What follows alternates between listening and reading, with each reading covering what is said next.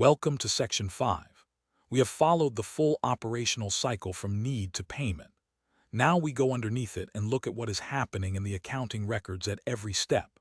The journal entries in this cycle are not complicated, but the timing is everything.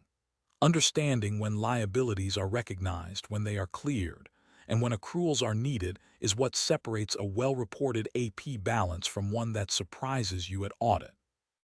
By the end of this session, you will be able to record and explain every key journal entry in the P2P cycle. You will understand why a liability exists from the moment goods are received, even before any invoice arrives. You will know the difference between the GR&I accrual and the direct-to-AP entry, when each applies, and how the GR&I is cleared when the invoice comes in. You will also understand the period-end accrual for uninvoiced receipts and how early payment discounts are recorded. Before we walk through the entries, it helps to understand the principle driving all of them.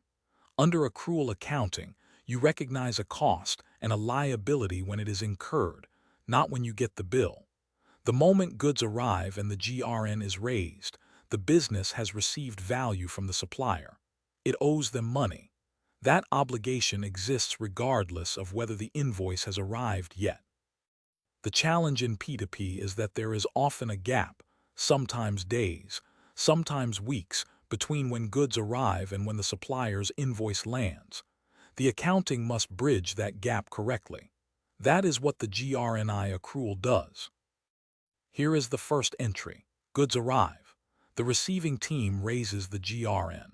The business has received inventory or consumed a service, but the invoice has not arrived yet.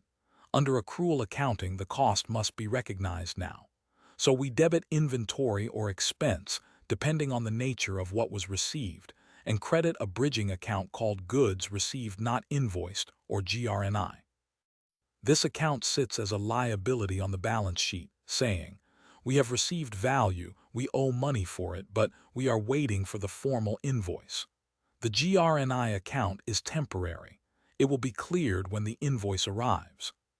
When the invoice arrives and passes the three-way match, we clear the GR&I accrual and create the formal accounts payable balance. We debit GR&I, closing out the bridging account, and credit accounts payable.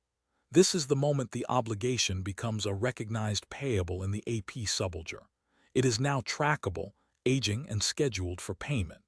The GR&I balance should not stay on the books indefinitely. If GRNs are accumulating without matching invoices, it means either the invoices have not arrived or the GRNs were raised incorrectly, both of which need investigation. Sometimes an invoice arrives and no GR&I accrual was raised, either because a GRN was not required for the purchase type, or because the invoice arrived at the same time as the goods, or because the prior accrual process was not followed. In this case, the entry goes directly to AP. We debit inventory, expense, or fixed asset depending on what was purchased, and credit accounts payable directly. There is no bridging account because the GR&I step was bypassed. This is fine when appropriate, but when it happens because GRNs are not being raised promptly, it creates a mismatch at period end between what was received and what is accrued.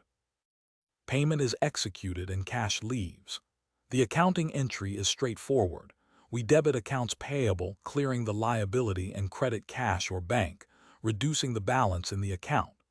This entry is posted for every individual payment in the payment run, not in one lump sum. Each payment must be traceable to a specific invoice, a specific vendor, and a specific bank transfer. The bank payment confirmation stored at this stage is the supporting evidence for the cash reconciliation that happens at period close. At every period close, a review is needed. Are there GRNs confirmed deliveries where no invoice has yet been received? If so, the cost exists. The service was consumed. The goods were received. The liability is real. We must accrue it. The entry debits expense and credits accrued expenses.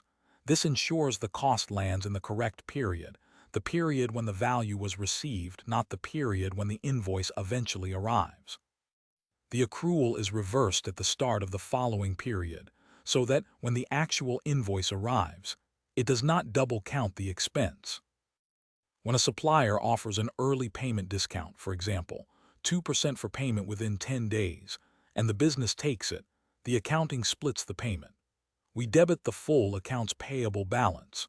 We credit cash for the net amount actually paid, and we credit purchase discount or finance income for the discount amount itself. This correctly records that the business paid less than the full invoice amount and recognizes the discount as a financial benefit.